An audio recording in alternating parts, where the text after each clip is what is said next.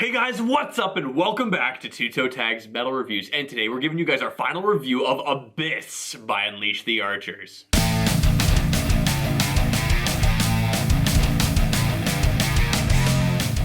So we've listened to this album non-stop for an entire week after its release, and I'm going to take the floor and say that this album is pretty good. Now, one thing that you talked about last week briefly, I believe, that I want to expand upon is the mix of this album. I think the mix of this album is really, really good, and I think it's very broad and wide, and I think it's because of how much instrumentation there is on this album. Now, for 90% of the songs, you have the band, and you also have a lot of synthesizers and synthesized instruments in the background. That is a constant thing. But also consider in the very last track, you also have a big symphony orchestra too. Now, you get such a wide presence and a lot warmer of a sound because of that. They have to take into account all these different instruments and kind of layer it out. You look at the mix of Apex and you'll notice it's a lot, I don't want to say harsher sounding, but it's a lot grittier perhaps. And I think it's because they didn't have all this synthesizer stuff, so they've made the guitars a lot more in the forefront. But now it's a lot more homogenized, so everything is kind of at one level. And I'm not saying that's a bad thing, I'm saying that's a good thing. I actually kind of prefer this mix over the mix that was on Apex because it just feels like you're really getting a giant, grand story here. Because that's what this is. This is a big story that's a continuation of the last album's story.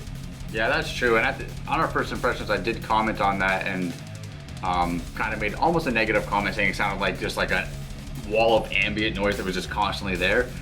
I forgot about that immediately. Like once I started listening to the album more and more, like that just totally went away. And like TD Pitch just said, it fills the empty space and just kind of ties everything together and makes it all feel like one nice package. I'm wondering, what are your thoughts on the intro track, Waking Dream? We never actually made any comments on it in our first impressions. So in our video we didn't make any comments, but I did actually make a comment in our listening session thinking that I felt like at the time, I felt like it was too long. And it's like basically the same, verse she's repeating over and over again. And I thought the song's gonna get boring to me. It's gonna feel repetitive and I'm gonna start skipping it because it's gonna get annoying. Didn't happen. I actually think it's an excellent opening track. I think that it builds very, very well. And there was never a time where I wanted to skip it because I felt like, oh, this one again. It does such a good job at building the hype of the album, getting you amped up, and then Abyss kicks in, and then the album, there you go. The album's, full throttle from there out. Well, I can agree with you that it is a great opener track. It builds up really well, and then when Abyss starts, you get the energy and it feels great because you had so much build up. Yeah. But as the week went on, I really started to kind of feel like the first track was a little bit too long. There were so many times where I'd start the album and be like, I want to get into the action. So I would kind of go partway through the song just to still build up and then pay off with Abyss. But I didn't want to sit through like 3 or so minutes of build up, Yeah, so the thing I thought I was worried about happening to me ended up happening to you. Yeah. Didn't happen to me, so that was okay. Speaking of, we're at the beginning of the album, so Waking Dream, you've heard our opinions on that.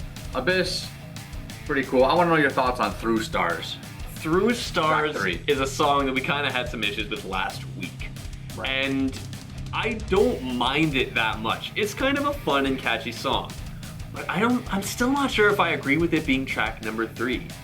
I feel like this song could have been either in the middle of the album or maybe near the end before the last track.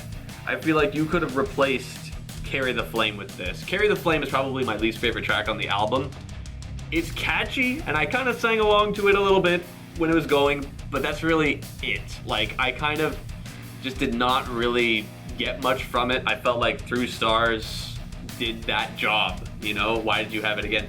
I had the opposite feeling. I feel like Carry the Flame should have replaced Through Stars. Through Stars is my least favorite song on the album, and I think Carry the Flame is a better song because it has the male vocal, the clean male vocal, which gives you a new dynamic, something that's fresh, that's not on the album. It's got a great guitar solo in it, and Brittany sounds amazing. She sounds amazing in all the songs, but in that song specifically, there's a little vibrato thing she does with her voice, which I think were nice and also unique to the album.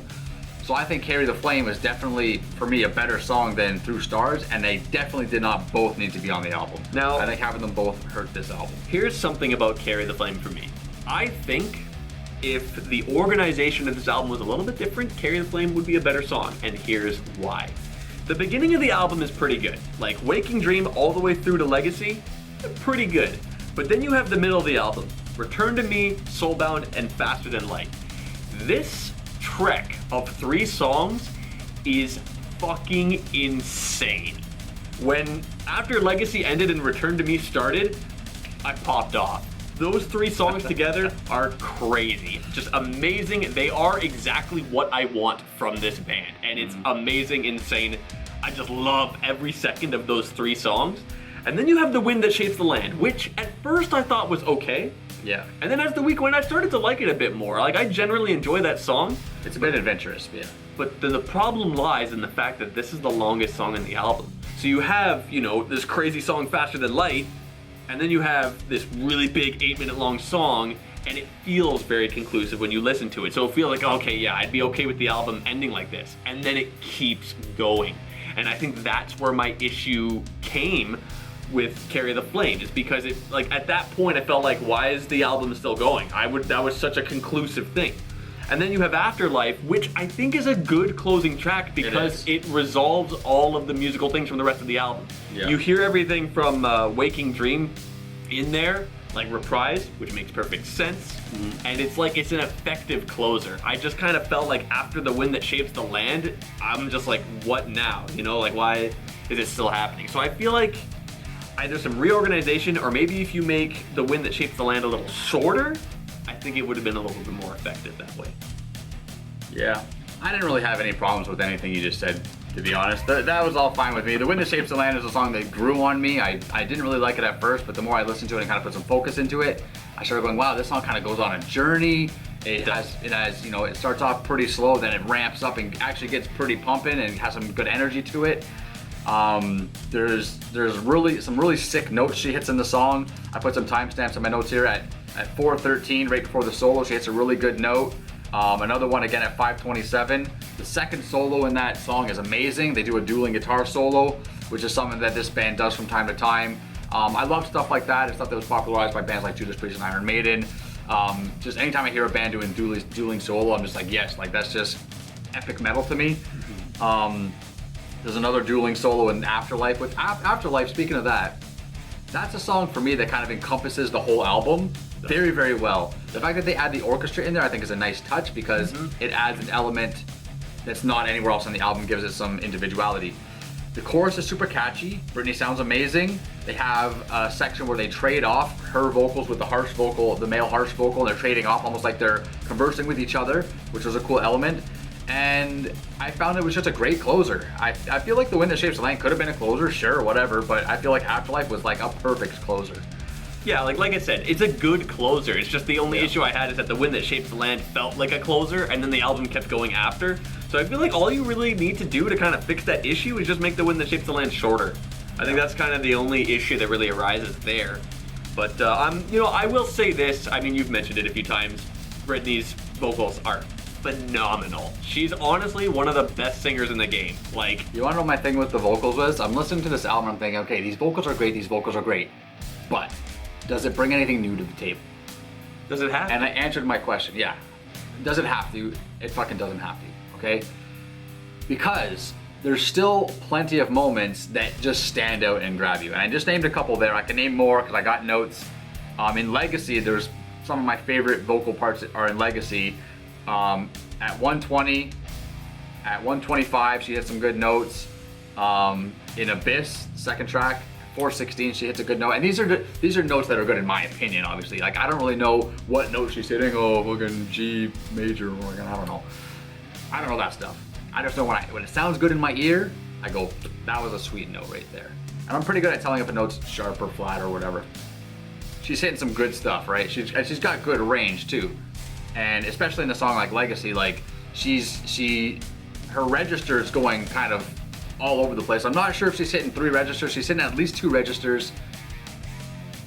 Super high, her medium modal voice, and then she goes super low at the end, which is probably just, you know, bass level vocal. But she's all over the place. She sounds great. She's got great sustained notes. She's got great vibrato. Her falsettos are great. She's just really, really well-rounded and gifted as a vocalist. Yeah, she's fantastic. And one of my favorite moments actually was in Return to Me. She sings the first chorus, and then you know, you got the second verse, and then you think she's gonna do the next chorus, but the harsh male vocal does it instead. It sings the same thing, and I thought that was really cool that they were going back and forth, like throughout the song like that. So that was really cool. Yeah, when you were talking a minute ago about Return to Me, Soulbound, and Faster Than Light being the best chunk of the album, I agree with that, but I would also add Legacy in there. I think Legacy through to Faster Than Light is just an awesome chunk. And I think Return to Me is a really cool song. It's got really cool riffs. And I think it really complements the track that comes before it, which is Legacy, and the track that comes after it, which is Soulbound. And just everything that's in that chunk of the album flows very well, and it's just like, it's just great music. So, yeah. I mean, with that being said, I think we should get to rating this album. So, Vile, what do you rate Abyss?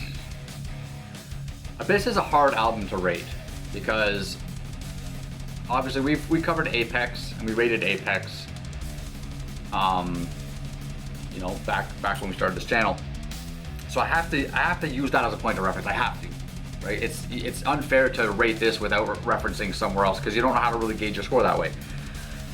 There's a couple things on this album that I didn't like 2 stars. That automatically big flop for me. Another thing is that I felt like even though there's a couple good guitar solos, the riffing on this album didn't blow me away. There's a couple riffs I was like, this is pretty good, but is it great? I felt like I was forcing myself to like these riffs.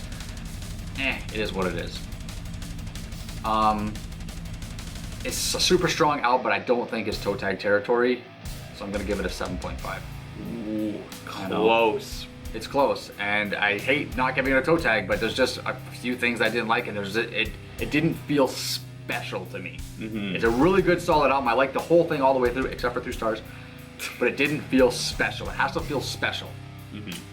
Well, in my case, I thought this was a really cool album overall. Now, for me though, the issue kind of came in that the beginning chunk is pretty good, the middle chunk is phenomenal, and the ending chunk is alright, I guess.